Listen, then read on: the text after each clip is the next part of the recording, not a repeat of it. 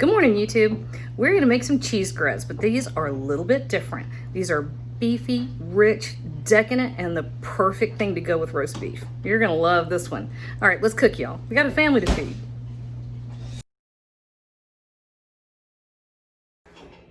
You know, it just dawned on me last time I did a video with grits. You were here, and I was trying to come up with the name of my cousin Benny, because they talked about how long it takes to cook a grit in your kitchen, and I couldn't come up with it. Hush, boo. And I think I've probably had literally 3,000 comments. My cousin Benny, which means 100,000 people have been screaming that at their phones for the past 5 years. So we're making grits again. And I love grits. Grits are magic. Oh, are you already doing the video? Yeah. Oh, I didn't know. Did you just stick your fingers in my gravy?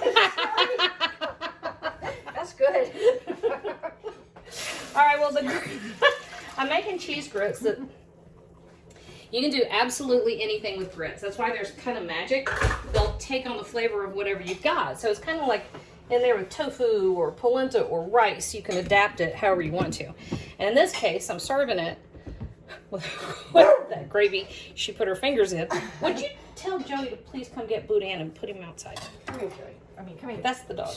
Come here. Hey. Not put him outside. Take him outside.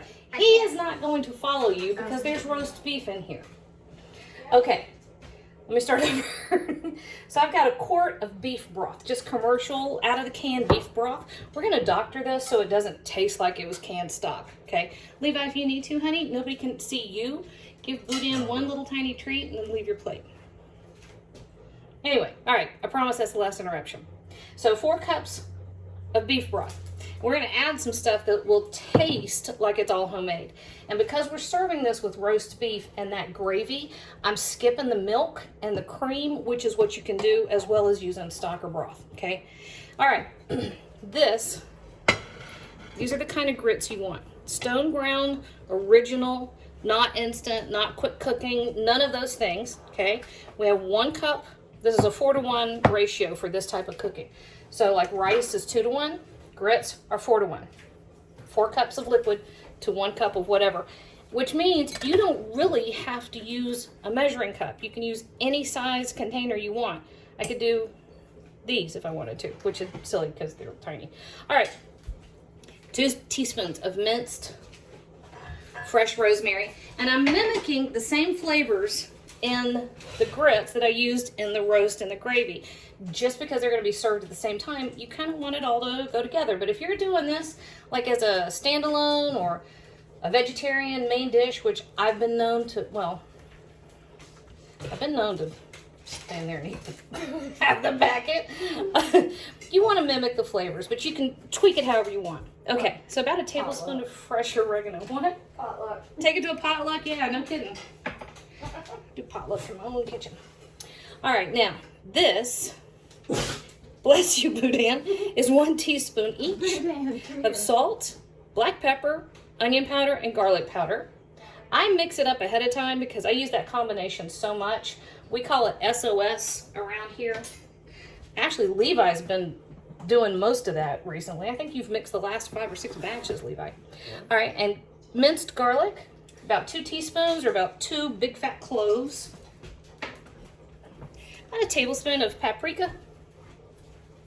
And you can absolutely skip this or you can double it. That is about a 1/4 teaspoon of cayenne pepper.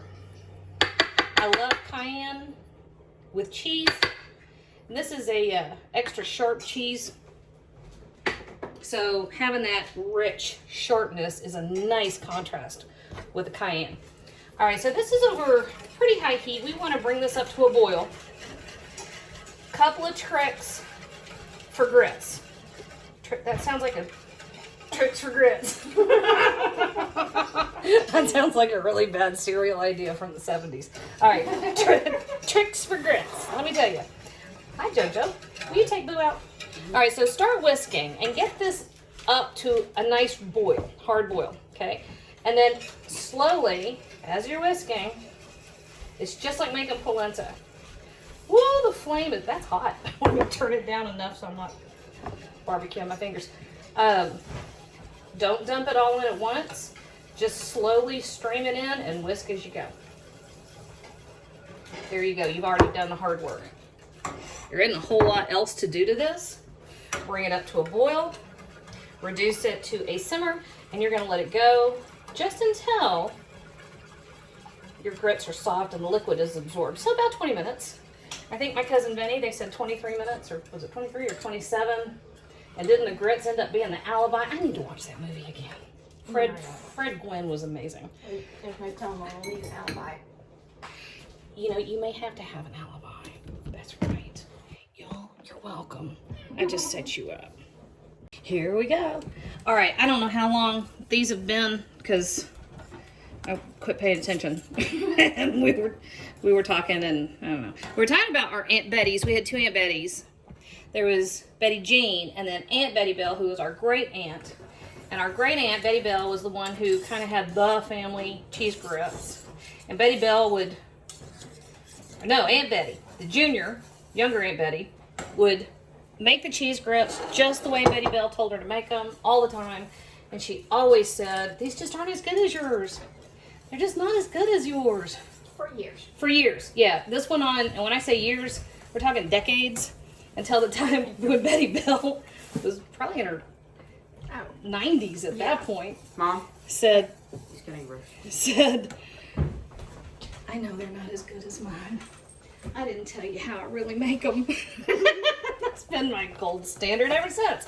Okay. It was half the cheese is what she did. She had the cheese. All right, so this is not her recipe anyway, but that's the best grit story on the planet. All right, so here I have two 8-ounce packages of extra sharp cheddar that I shredded up. So yes, it's a pound of cheese. No back sass. I don't want to hear it. Do it. You'll love it. But here's what you want to do. In stages. And just stir like that. We're just stirring in. And I'm just going to keep doing this until I've incorporated this entire thing of cheese right into there. Okay? Okay, our cheese is now all incorporated. Looks like that. We're moving bedrooms, so please pardon the noise in the background. All right.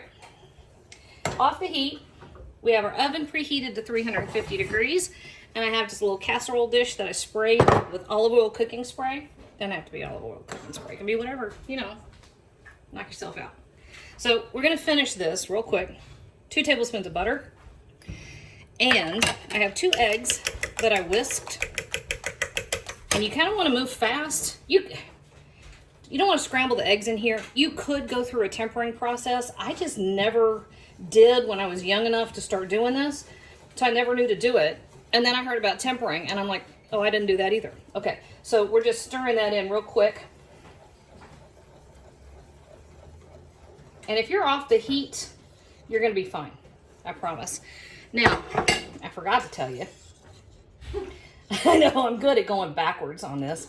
I did taste that right before I turned the camera back on, just to make sure that our seasonings were good. It is. And when I was stirring in our cheese, I held back, I don't know, however much that is. We're just going to spread it over the top, okay?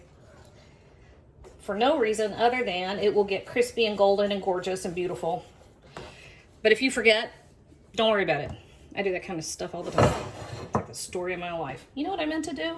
That's what I'm going to title my autobiography. You know what I meant to do? I think that's just the best title ever. All right, so right in our little casserole dish.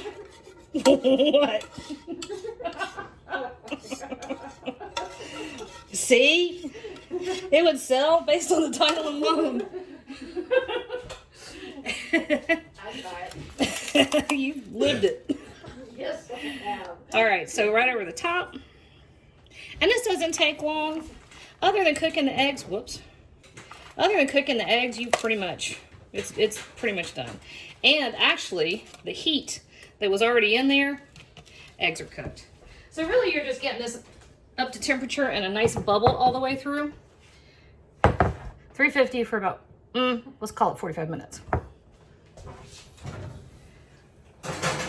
Notice how I'm not showing the inside of my oven. I cleaned it, but I didn't try hard. All right, we've had 40 minutes. Only hard part about this,